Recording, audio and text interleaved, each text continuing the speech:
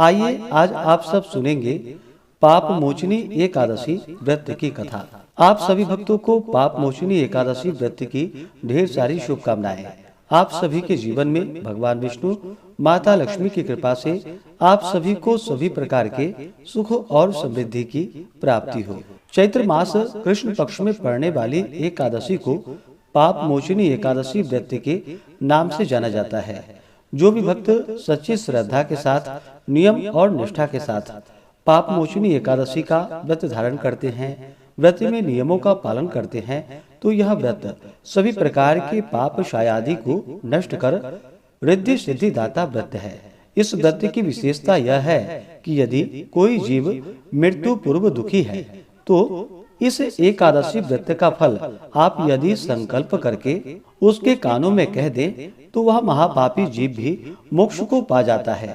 तथा इस व्रत कथा को सुनने से व्यक्ति को हजारों गोदान का पुण्य फल प्राप्त होता है तथा ब्रह्म हत्या, स्वर्ण चुराने का पाप, शराब पीने का पाप, गुरु पत्नी गमन का पाप एवं संसार के समस्त पापों को यह पाप मोचनी एकादशी नष्ट कर देती है।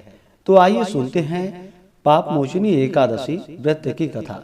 तो बोलिए प्रेम से भगवान विष्णु की जय, माता लक्ष्मी की जय, भगवान श्री कृष्ण की जय, एकादशी माता की जय। एक बार भगवान श्री कृष्ण से बहुत सारी कथाओं का वर्णन सुनते हुए महाराज युधिष्ठिर बोले कि हे भगवान, आपके श्री मुख से इन पवित्र कथाओं को सुनकर मैं कृत्य कृत्य हो गया, परंतु मेरी अभिलाषा घटी नहीं वरन बढ़ती ही जा रही है।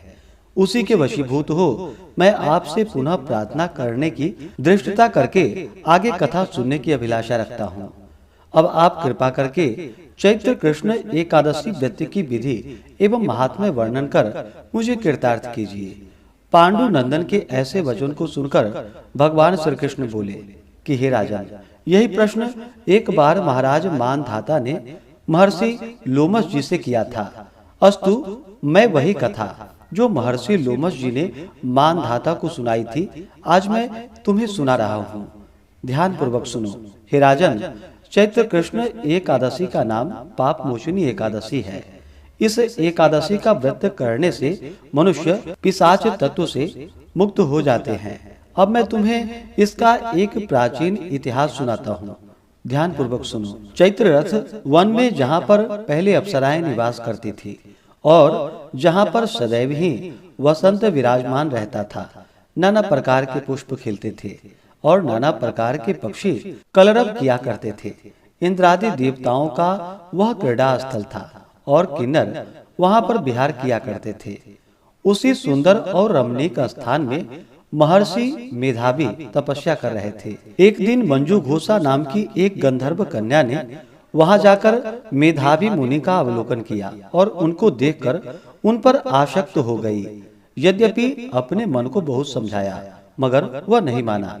तब हाथ में सितार ले उनके आसपास बैठ अपनी वीणा बिंदिक कोकिल कंठ से मधुर गान कर उनको मोहित करने का जाल फैलाया।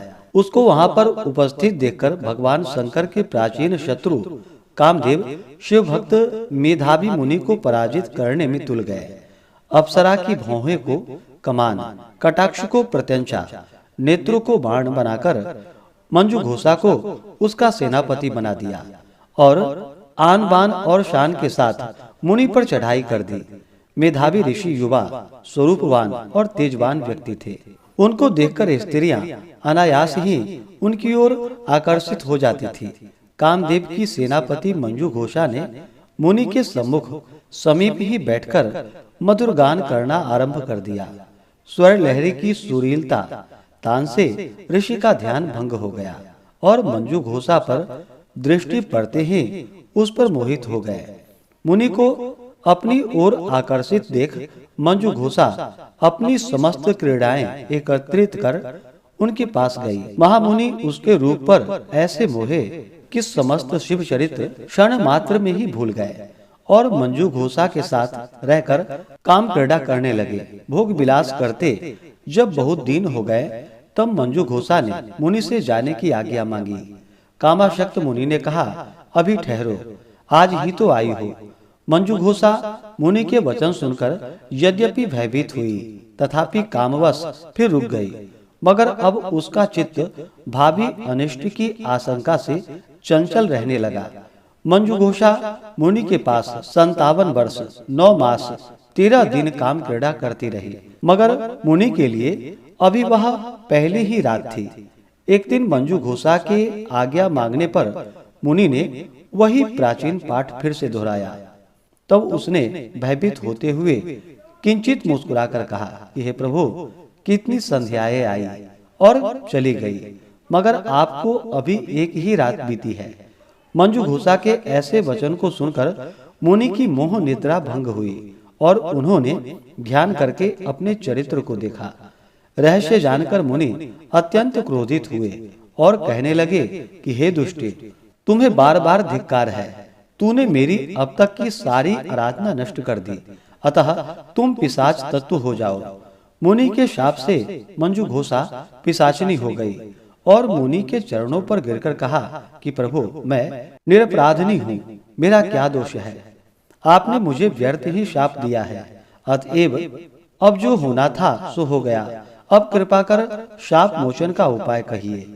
मंजू घोषा की ऐसी दीन वाणी को सुनकर मुनि का क्रोध नष्ट हो गया। तब उन्होंने कहा कि जाओ, चैत्र कृष्ण एकादशी का व्रत करो, तुम्हारा पाप नष्ट हो जाएगा। ऐसा कहकर वह अपने पिता चैवन ऋषि के पास चले गए।